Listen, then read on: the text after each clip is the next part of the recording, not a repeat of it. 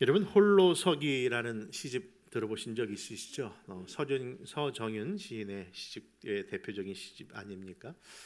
근데 그 홀로서기의 시 가운데 한 내용을 잠깐 소개하고자 합니다. 그런데 그 내용을 읽어보시면서 과연 이것을 무슨 제목을 정해야 될까? 그럼 이 제목이 뭘까? 그런 의문을 가지고 한번 이 시를 소개해보고자 합니다. 한번 부탁드립니다. 잠깐만요. 네. 이미 오래전에 결정되어진 나의 이 아픔이라면 이 정도의 외로움쯤이야 하늘을 보면서도 지울 수 있다.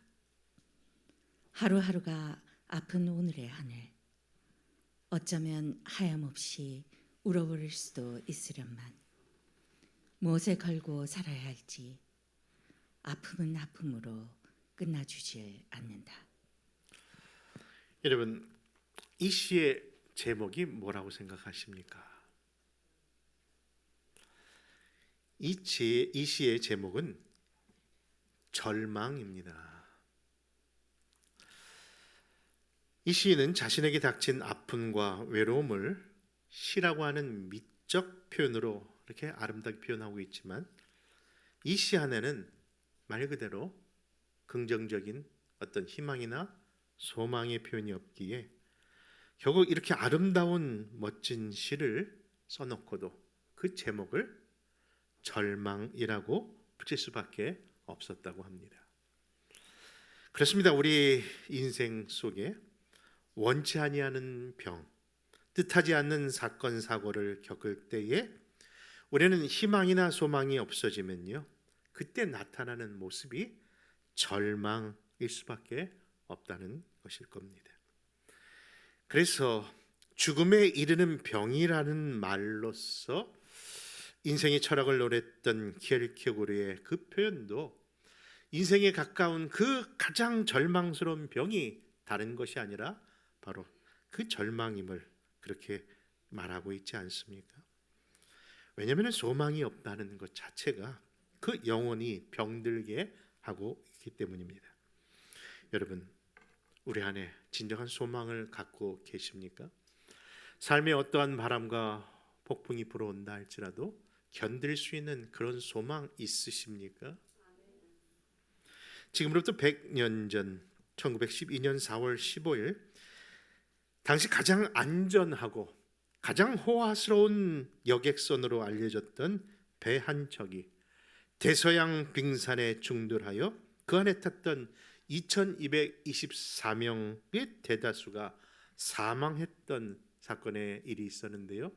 여러분, 그때 그 배의 이름이 너무나도 견고하고 안전하다는 뜻으로 지어진 배 이름 기억하시죠? 타이타닉이었습니다.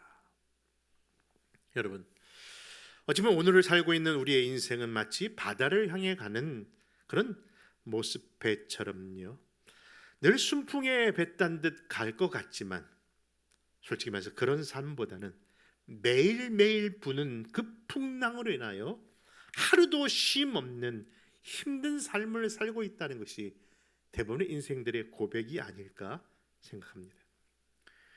요즘은 여러 가지 이유로 인하여 가정들마다 아프다고 합니다. 교회가 아픈 것처럼 가정들도 아프고요, 가정들이 아프니까 교회도 아픈 것 같습니다. 왜냐하면 가정과 교회는 한 창시자가 바로 지으셨기에, 바로 하나님께서 가정과 교회를 세우셨기에 늘 그 아픔은 같이 가기 때문인 것이죠. 근데 여러 가지 일로 인해서 가정의 아픔들을 들어보면요, 대부분 결정적인 것에서 무슨 얘기가 나오냐면은 항상 돈이 문제라는 거예요. 여러분, 경제적인 어려움은요 사람을 정말 돌게 합니다.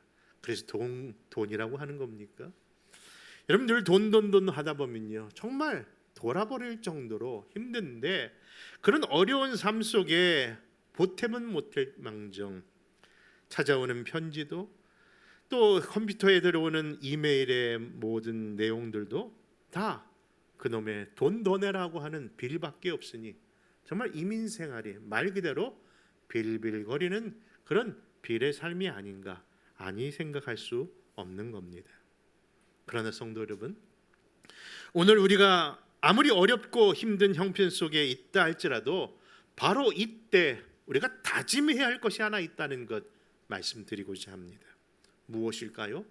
그렇게 힘들 그때가 바로 나의 무엇이 증명되는 믿음이 증명되는 시간으로 삼으시라는 겁니다. 여러분, 바로 지금이 우리가 믿음으로 살 때입니다. 그러니 결코 주저앉아 당하는 어려움 속에 우리가 점점점 빠져들어가는 그 절망의 늪으로 자기를 그냥 방치할 것이 아니라, 여러분, 소망으로 이끌어 주실 그분, 바로 예수님께로 더 가까이 가시기를 주의 이름으로 소원합니다. 여러분, 그래서 우리가 비록 이런 환경 속에 넘어지고 실패하는 일이 있다 할지라도 우리가 어디를 계속해서 바라보고 있다면, 여러분, 소망이 있다고요? 여러분, 바로 십자가를 향해서 가고 있다면, 그래도 십자가를 향해서 넘어졌다면, 그리고 그것을 다시 바라볼 수만 있다면, 우리가 서두에 드린 표현처럼 절망이 아니라 소망은 반드시 우리에게 기회를 주실 겁니다.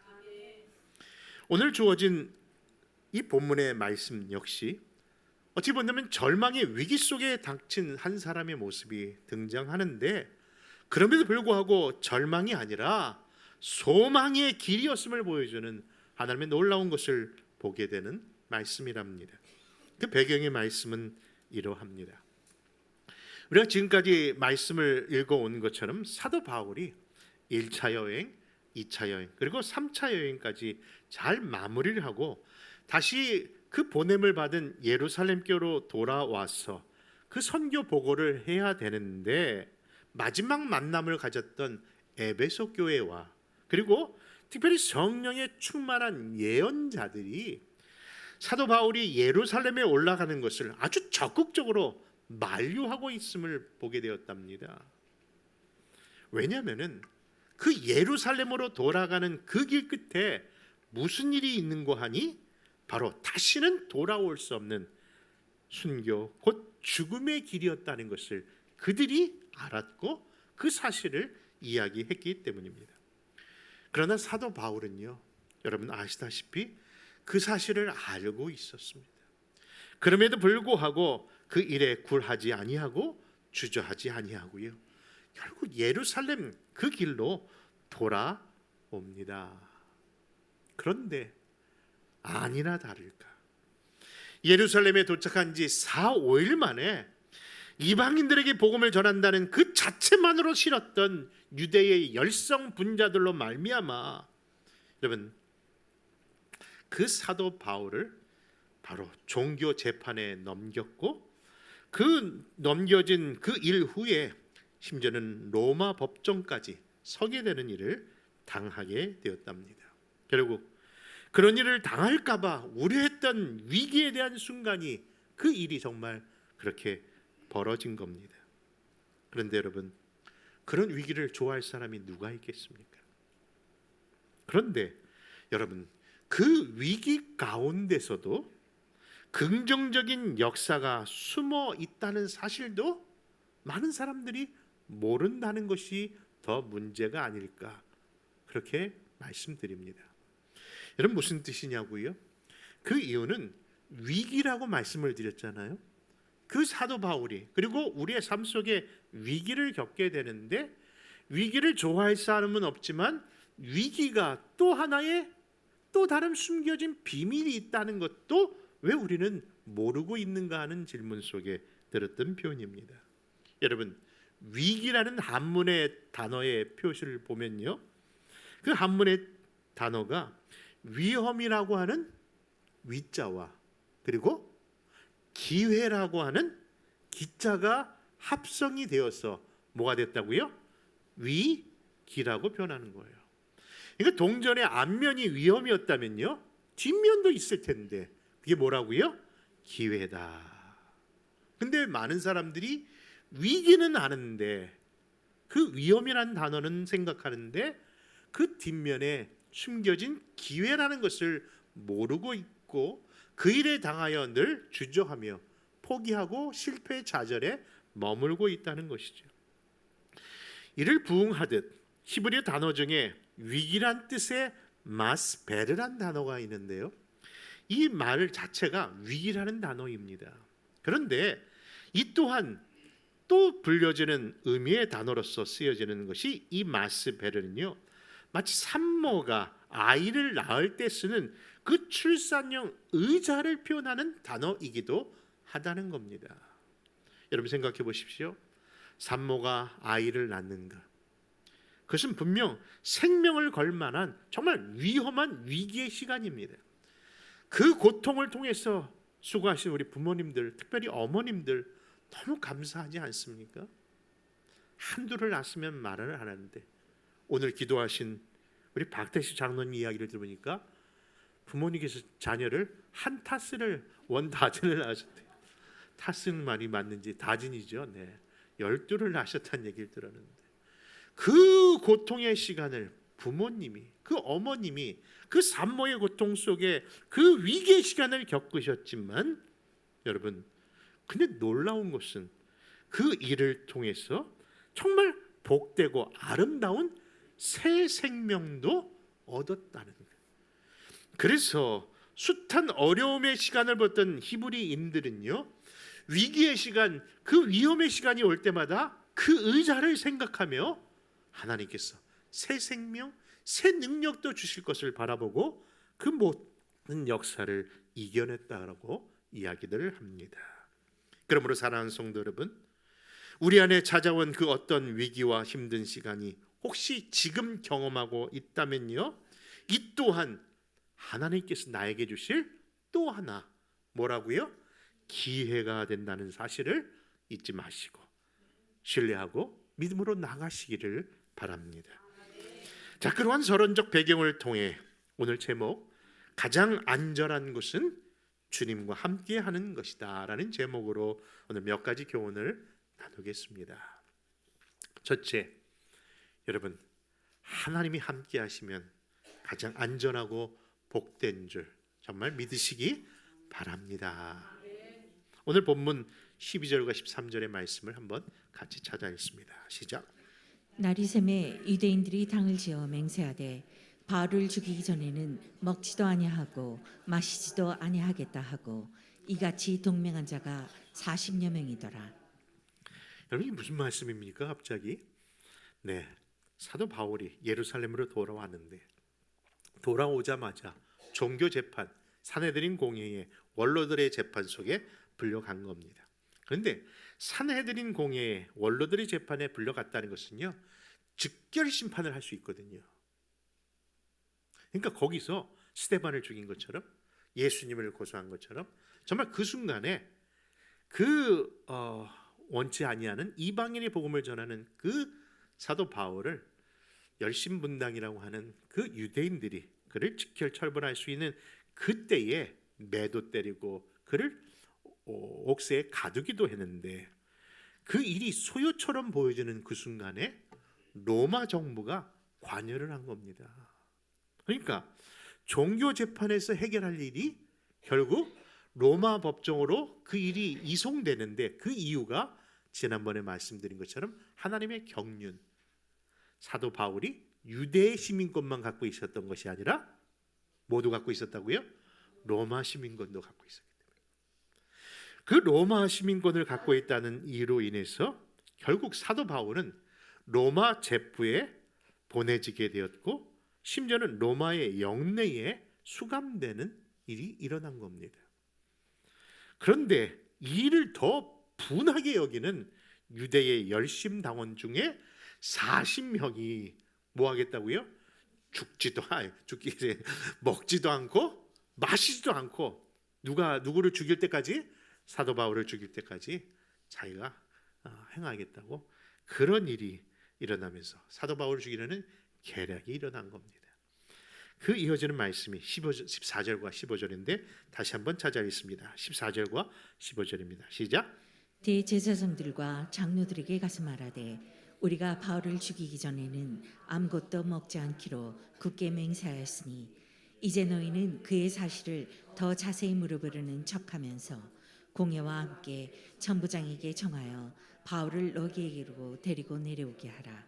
우리는 그가 가까이 오기 전에 죽이기로 준비하였노라 하더니 여러분, 한두 사람이 싫어해도 힘든 일인데, 아니 정말 식음을 전폐한 무려 40명이 사도 바울을 죽이겠다고 이렇게 결사적으로 달려드는 이 순간이 어찌 위기의 순간이 아니라 할 수 있겠습니까?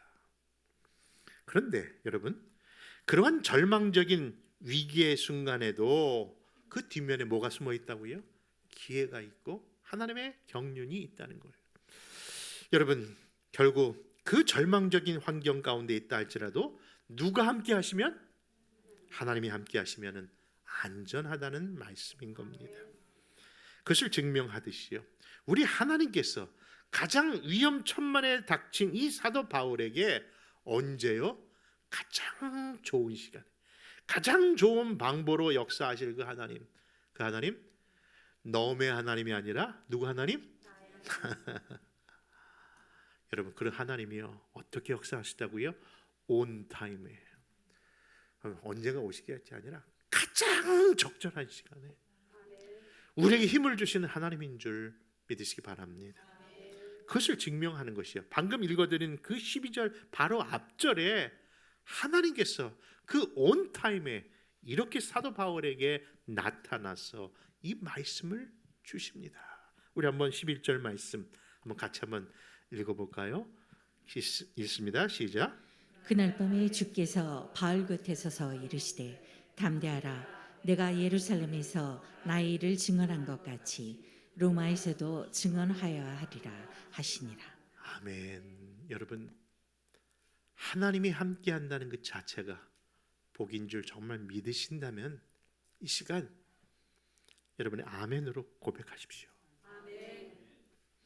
사실 성경에 수많은 하나님의 백성들이 나오는데 그들이 그 믿음의 일을 지킬 수 있었던 것은요, 하나님이 내가 너와 함께 하신다는 음성에 확신을 갖고 그 음성으로 살았기 때문입니다. 그 대표적인 사람들을 제가 굳이 들라고 한다면요, 저는 여호수아라는 사람을 늘 듣습니다. 여러분, 여호수아, 여러분, 그는 사실 모세라고 하는 위대한 지도자 뒤에 있어서 늘 2인자밖에 될 수 없었던 그런 인물이 아닙니까? 어찌 본다면 그런 인물이기 때문에 더 마음에 와닿는 인물이 아닐까 생각도 해봅니다. 생각해 보십시오. 그래서 그런지 그는 사람들 앞에 앞서 나가 모습은 어색한 모습이라 늘 주저하고 두려움에 사로잡혔던 사람입니다. 사실 모세가 죽은 후, 그렇죠? 그 다음 지도자로 부름받은 자임에도 불구하고 다른 사람들도 스스로도 자기는 지도자가 아니라 여전히 누구의 수종자? 모세의 수종자로만 그렇게 인식하고 자기도 그것을 더 이상 바라지 않는 모습에 연약한 모습을 드러내는 그 사람이 바로 여호수아입니다. 그런데 그런 그를 누가? 하나님이 부르시고 내가 이 백성을 인도하는 약속의 땅으로 가나안 땅으로 인도하는 일에 너를 불렀다고 하면서 담대하라, 두려워하지 말라 하셨던 그 말씀이 바로 우리가 그 잘 알고 있는 여호수아 1장의 말씀 아닙니까? 그 말씀을 우리에게 어떻게 우리에게도 적용해 주시는지 우리 한번 1절과 9절을 한번 찾아 읽겠습니다. 제가 한번 먼저 1절을 읽을까요? 여호와의 종 모세가 죽은 후에 여호와께서 모세의 누구라고요? 여러분, 바로 수종자라고 표현할 정도로 이 눈의 아들 여호수아는 그런 존재였습니다. 그런데 그에게 하나님께서 뭐라고 말씀하신지 9절 같이 한번 찾아 있습니다. 시작. 내가 내게 명령한 것이 아니냐. 강하고 담대하라. 두려워하지 말며 놀라지 말라.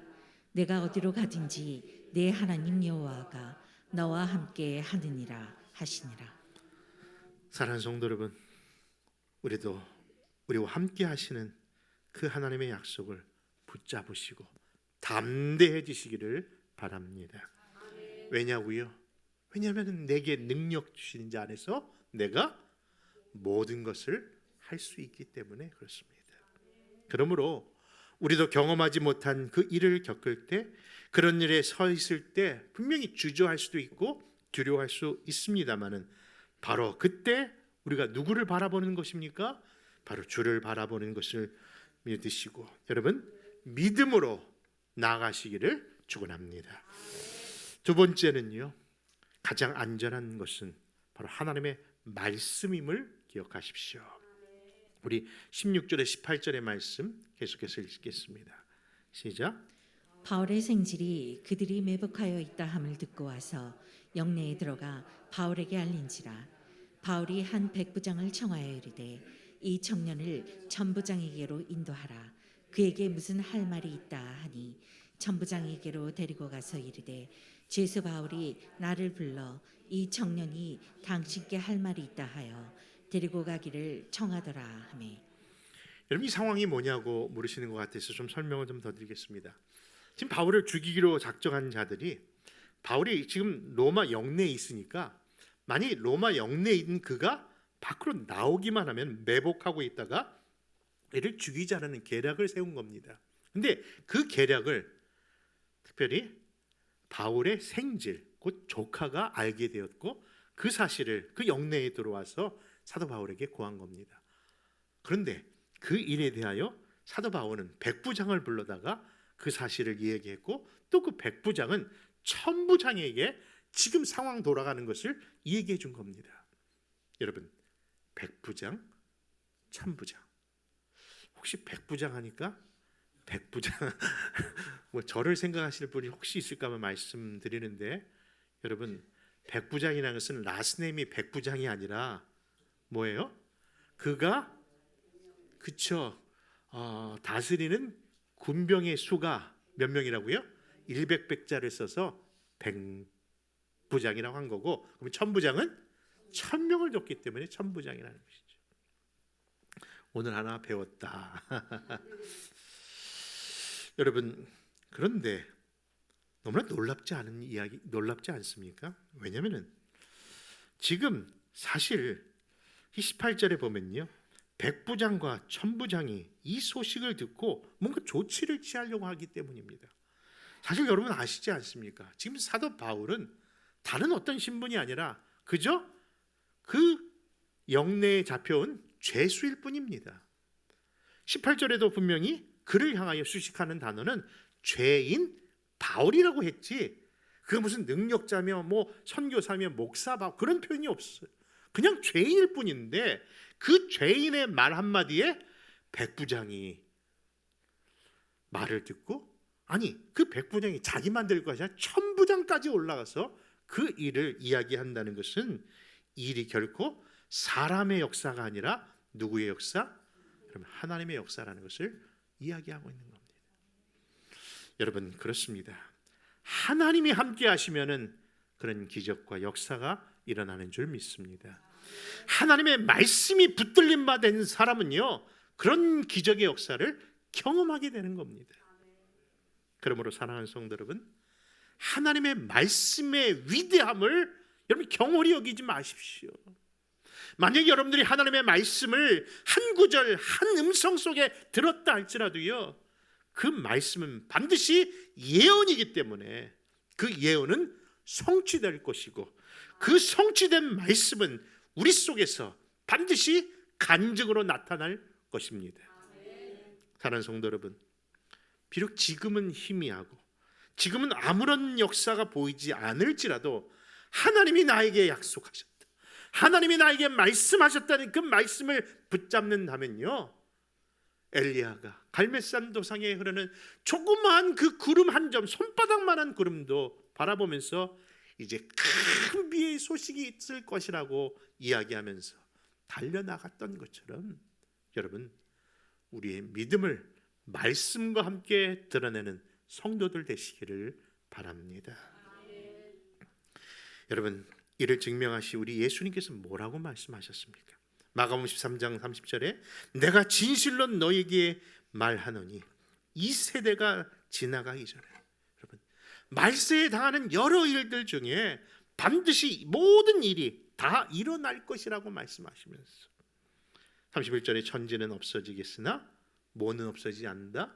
그렇죠. 하나님의 말씀은 없어지지 아니하고 다 이룰 것이라고 하셨기 때문입니다.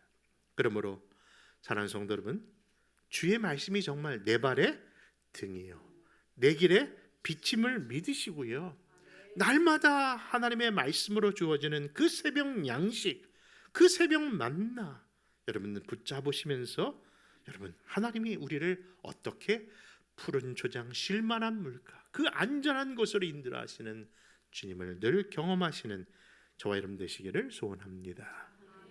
마지막 세 번째로요, 여러분 주님이 주신 사명이 있을 때 안전합니다. 오늘 본문 15절과 16절의 말씀을 한번 찾아 읽습니다. 시작. 주께서 이르시되 가라, 이 사람은 내 이름을 이방인과 임금들과 이스라엘 자손들에게 전하기 위하여 택한 나의 그릇이라. 그가 내 이름을 위하여 얼마나 고난을 받아야 할 것을 내가 그에게 보이리라 하시니. 여러분 오늘 본문과 가장 관련된 구절인 이 사도행전 9장은요, 여러분들 아시다시피 사도 바울이 과거 사울이었던 당시 예수를 믿는 자들을 핍박하며 죽이려 하던 당시에 그 칙령을 들고 다메섹으로 가던 도중 태양빛보다 더 밝은 우리 부활하신 주님을 만나고 잠시 눈을 보지 못하는 일이 있었는데요, 그런 예수님을 만난 그 일과 함께 동시에 그 눈을 고쳐줄 수 있는 사람을 예비하신 예수님께서 예수님의 제자였던 아나니아를 통하여 여러분 그 사울이라는 청년을 만나 그와 함께 하라는 명령이 주어졌답니다. 근데 그 말씀이 오늘 방금 읽어드린 그 말씀이었는데, 여러분 그 사실을 쉽게 받아들일 수 없는 것은 분명히 사울이 그 당시에는 예수님을 핍박하던 자였는데 어찌 이럴 수 있겠는가 하는 의문 속에 아나니아도 주저합니다. 그때 예수님께서 그 아나니아에게 뭐라고 말씀하셨다라고요? 이는 그를 장차 뭘 삼으시겠다? 이방인과 그리고 임금들과 그리고 이스라엘 자손을 위한 택한 나의 그릇이다라고 말씀하시는 거예요. 그가 특별한 사명이 무슨 사명이냐면요, 이방인들의 사명자로, 그리고 그냥 것이 아니라 왕들에게 복음을 전하는 자로 삼으시겠다.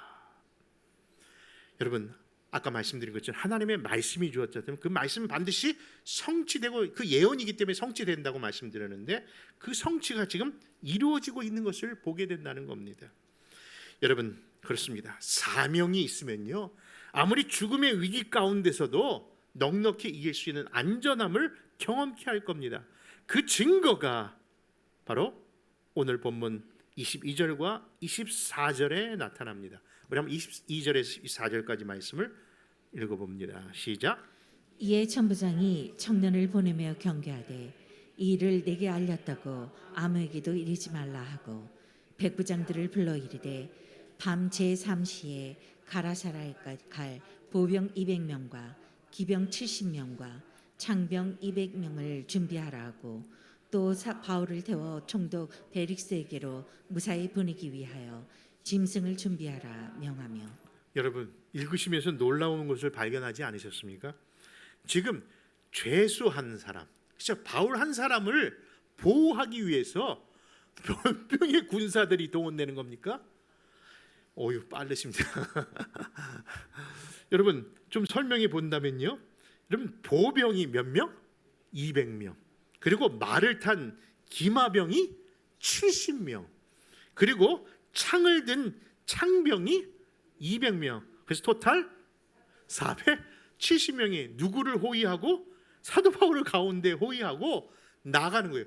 아니 40명이 달려도 감당할 수 있는 이 숫자는요, 천부장에게 있는 다섯 명의 백부장 5을 동원할 만큼 어마어마한, 여러분 아니 예루살렘에 또 지켜야 되는데 그 많은 군사들을 그 죄수 한 사람을 위해서 이 일을 벌인다는 것, 이게 여러분 왜 기적이 아니겠습니까?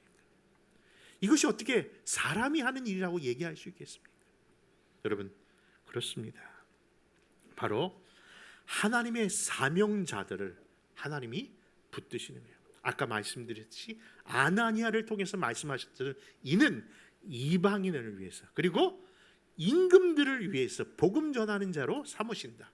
결국 사도 바울은 1차, 2차, 3차 전도회에서는 그냥 평교회, 그냥 평신도들을 향하여 복음을 증거하고 자기가 돈을 벌어서 자비량 선교로 복음을 감당하여 때로는 오해도 받았지 않습니까?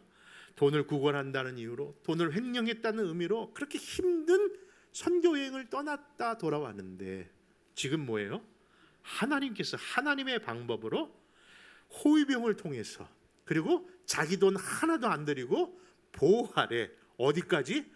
로마를 향해서 걸어가는 그런 놀라운 길을 여신 그분이 바로 하나님이신 줄 믿으시기 바랍니다. 그러니 결국 그 위기의 날에 주셨던 그 말씀, 가장 온타임에 주셨던 그 말씀, 주께서 바울 곁에 서서 여러분 하셨던 그 말씀, 담대하라. 내가 예루살렘에서 나의 일을 증거한 것 같이 어디에서도 로마에서도 증언하게 하리라. 여러분 하나님이 우리의 곁에 계신 줄 믿으시기 바랍니다. 곁이라는 단어가 왜 이렇게 따뜻하게 느껴지는지 여러분, 근데 그 곁이라는 단어가 따뜻하게 느껴짐은 바로 우리 성령 하나님의 이름이 곁에서 돕는 자, 곧 보혜사, 파라크레이토스, 그 이름을 가지신 바로 곁이라는 단어의 소유자이시기 때문에 그렇습니다. 저도 이 자리에 우리 주님이 옆에 계십니다. 아니 여러분 옆에도 계십니다. 아니 이 자리에 함께 계시면서 같이 예배하시고 이 영광을 같이 나누십니다. 살아계신 하나님, 그리고 우리에게 지금도 역사하시는 하나님이 함께 하심을 정말 믿는다면 다시 한번 서두에 드렸던 질문, 이제 신앙인에게 가장 안전하고 복된 삶이 무엇입니까? 물을 때에 이제 뭐라고 대답해야 될까요? 바로 문제도 없고 궁핍도 없고 편안함과 기쁨과 즐거움만 있으면 복된 삶이 아니라, 비록 인생의 고난과 역경이 온다 할지라도, 아니 생사의 위기 속에 있다 할지라도 내가 절망하지 않는 근거는 바로 살아계신 하나님, 독생자까지 아낌없이 내어주신 그 하나님의 사랑이 우리 안에 있기에 여러분 우리가 넉넉히 이 길 끝까지 갈 줄 믿습니다. 그러므로 우리와 함께 하신다는 그 하나님, 그리고 말씀 속에서 약속하며 성취하시겠다 하신 그 하나님, 그리고 주신 사명자들을 반드시 도우시고 이루게 하실 그 주님 바라보며 끝까지 이 길 따라가는 그런 교회와 가정과 성도들 되시기를 주 예수 이름으로 축원합니다.